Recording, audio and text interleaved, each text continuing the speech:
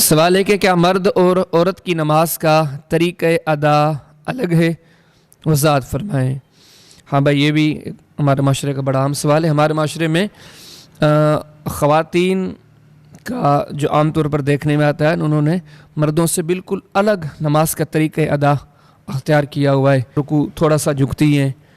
اور جب سجدے میں جاتی ہیں تو زمین سے بالکل چمڑ جاتی ہیں، اپنی چھاتی اپنے پیٹ کو رانوں سے ملا دیتی ہیں، یا بیٹھنے میں بھی ان کا طریقہ کار الگ ہے۔ یعنی کہ ہمارے معاشرے میں عورتوں نے بالکل مردوں سے ایک الگ طریقہ ادا نماز کا اختیار کیا ہوا ہے۔ لیکن انصاف کی بات یہ ہے کہ ایسی کوئی شرعن تعلیم نہیں ہے۔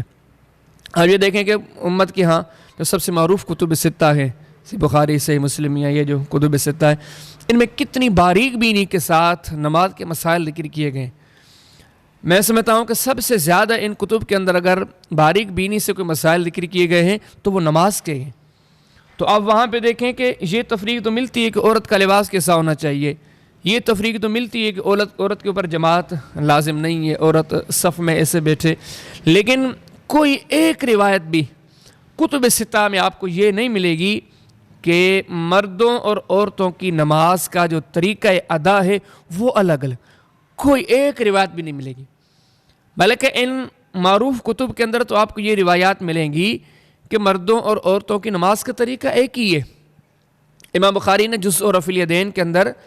سیدنا ابو درداء رضی اللہ تعالی عنہ کی اہلیہ سے یہ نقل کیا ہے کہ وہ نماز میں جب ہاتھ اٹھاتی تھیں تو وہ مردوں کی طرح اٹھاتی تھیں، یعنی کہ کندھے تک، یہ نہیں کہ سینے تک، کندھے تک اٹھاتی تھیں۔ یا اسی طرح امام ابن ابی شیبہ رحمہ اللہ نے ان سے نقل کیا ہے کہ یہی سیدنا ابو درداء رضی اللہ تعالی عنہ کی اہلیہ جو تھی وہ نماز میں بیٹھتی تھی تو مردوں کی طرح بیٹھتی تھی۔ تو یعنی کہ اس دور میں کوئی تفریق نہیں تھی، کسی صحیح روایت سے، صحیح دلیل سے ثابت ہی نہیں ملتی۔ یہ جو لوگوں کو غلطی لگی ہے کیونکہ لوگ ہر دور میں علم سے دور رکھے گئے ہیں، اور خاص طور پر ہمارے خطے کے علم کی کمی ہے، تو اس وجہ سے جو روایتیں پڑھتے گئے، جو روایتیں انہیں سنائی گئی، انہوں نے انہی پر بنیاد رکھ لیا۔ تو اس بارے میں جتنی روایات ہیں، ان روایات میں کوئی ایک روایت بھی آپ کو صحیح ثابت نہیں ملے گی۔ مثال کے طور پر امام طبرانی کے المعجم الکبیر کے اندر آتا ہے کہ سیدنا وائل رضی اللہ تعالیٰ سے منقول ہے کہ نبی کریم صلی اللہ علیہ وسلم نے فرمایا کہ جب خاتون نماز کے لیے ہاتھ اٹھائے تو وہ سینے تک اٹھائے۔ یہ روایتیں عام ہیں، سنی جاتی ہیں، سنائی جاتی ہیں، لیکن آپ تحقیق کریں، اس کے راویان میں سے ایک راویہ ہے ام یحییٰ، جن کو امام حسمی رحمہ اللہ، جو کہ 8ویں صدی کے بہت بڑے محدث ہیں، وہ فرماتے ہیں کہ یہ خاتون مجہولہ ہے، کوئی پتہ نہیں کہ یہ کون ہے۔ یہی بات الجوہر النقی کے اندر ابن ترکمانی، جو کہ علماء احناف کی بڑی قدامت شخصیت ہیں، وہ بھی یہی بات کہتے ہیں کہ ام یحییٰ وہ خاتون ہیں جو مجہولہ ہیں، انہیں کوئی نہیں پہچانتا۔ اور یہی بات آپ سنیں کہ معاصرین علماء میں جو علماء احناف کی بڑی قدامت شخصیت تھی، مولانا محمد امین اکاڑوی رحمۃ اللہ علیہ، انہوں نے اپنی تجلیات صفدر کے اندر بھی یہ لکھا ہے کہ یہ جو خاتون ہے ام یحییٰ، یہ مجہولہ خاتون ہے۔ آپ ایسے سمجھیں کہ سارے علماء اس بات پر متفق ہیں قریب قریب کہ یہ عورت مجہولہ ہے، اس کو کوئی نہیں پہچانتا۔ تو اب اس عورت کی بیان کردہ یہ روایت ہے، تو محدثین کے سمجھو کہ متفقہ اصولوں کے اعتبار سے روایت ضعیف غیر ثابت ہے۔ یہ اسی طرح امام خوارزمی کی جو جامع المسانید ہے، اس کے اندر یہ روایت منقول ہے سیدنا عبداللہ بن عمر رضی اللہ تعالی عنہما سے کہ نبی کریم صلی اللہ علیہ وسلم نے گویا تعلیم دی کہ عورت جب نماز پڑھے تو خوب سمٹ کر بیٹھے۔ یہ جو ہمارے معاشرے میں عورت سمٹ کر بیٹھے، چمٹ کر بیٹھے، چمر کر سجدے وغیرہ کرے، اسی روایت امام خوارزمی رحمہ اللہ نے جامع المسانید کے اندر نقل کی ہے، لیکن آپ تھوڑی سی زحمت کریں، چھان بین کریں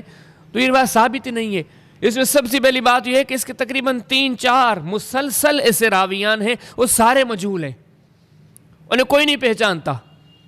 یہ روایات کے حال ہے، اور یہ خود صاحب کتاب جو امام خوارزمی کے نام سے معروف ہیں، ان کی بھی کسی نے توثیق نہیں کی، تو یہ روایت بھی ضعیف ہے۔ یہ اسی طرح اسی مفہوم کی روایت امام بہقی رحمہ اللہ السنن الکبریٰ کے اندر لائے گئے۔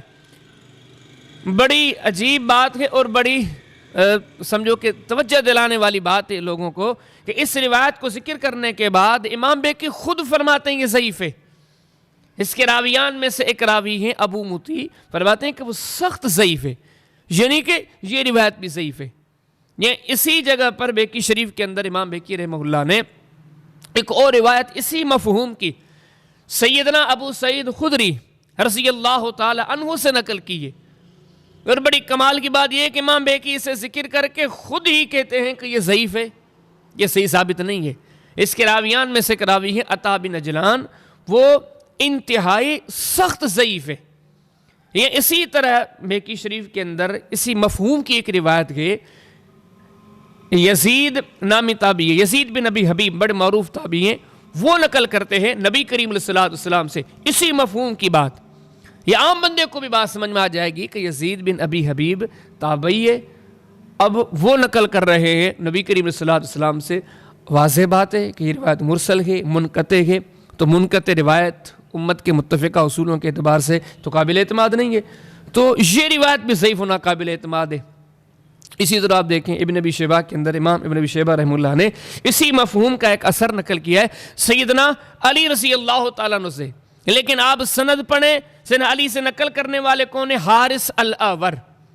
یہ ضعیف ہی نہیں، ایسا ضعیف راوی ہے کہ امام نووی رحمہ اللہ کہتے ہیں کہ اس کے ضعیف ہونے پر امت کے سارے ائمہ متفق ہیں، ایک دو نہیں، سب کا اتفاق ہے کہ یہ بندہ ناقابل اعتماد ہے،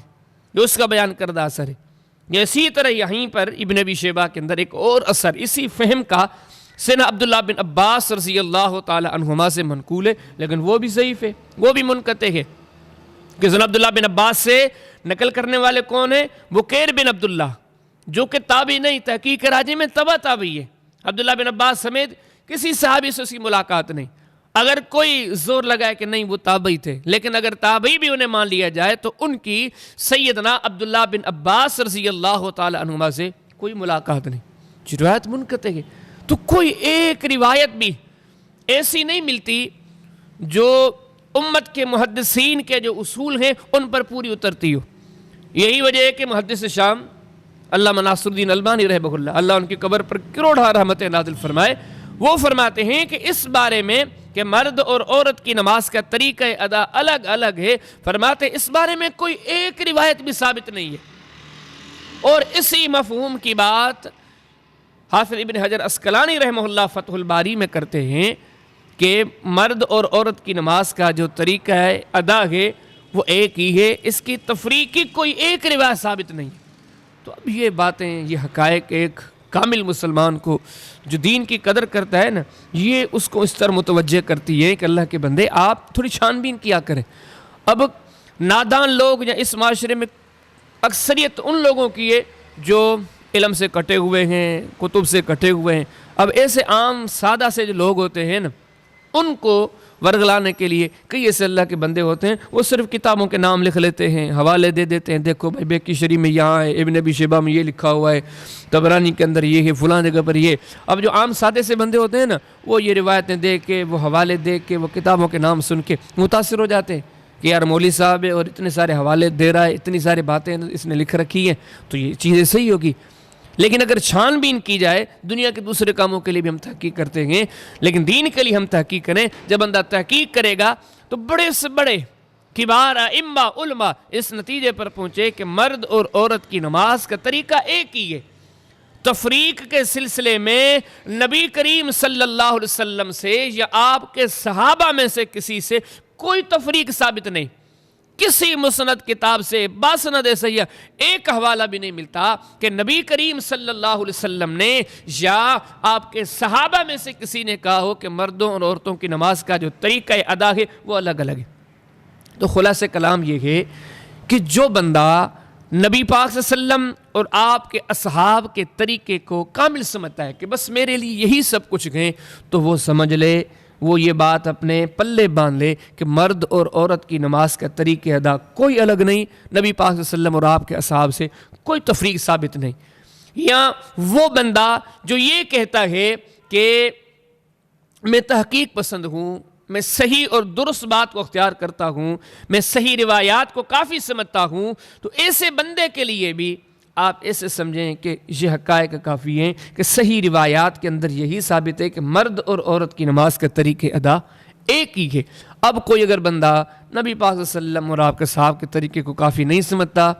پھر بھی کہتا ہے کہ نہیں طریقے الگ الگ ہیں، تو اس کی اپنی سوچ ہے۔ یہ وہ بندہ جو امت کے معتمد جو اصول ہیں ان کو چھوڑ کر، صحیح روایات کو چھوڑ کر، خام خواہ ضعیف روایات پر، غیر ثابت روایات پر مسئلے کی بنیاد رکھ کے یہ فتویٰ دیتا ہے کہ مردوں کی اور عورتوں کی نماز کے طریقے ادا الگ الگ ہے، تو اس کی مرضی ہے، وگرنہ قرآن و سنت، نبی کریم علیہ الصلوۃ والسلام اور آپ کے اصحاب کی تعلیم اور صحیح روایات کا یہی پیغام ہے، یہی ان کا خلاصہ ہے کہ مرد اور عورت کی نماز کے طریقے ادا کوئی الگ نہیں، ایک ہی طریقہ ہے۔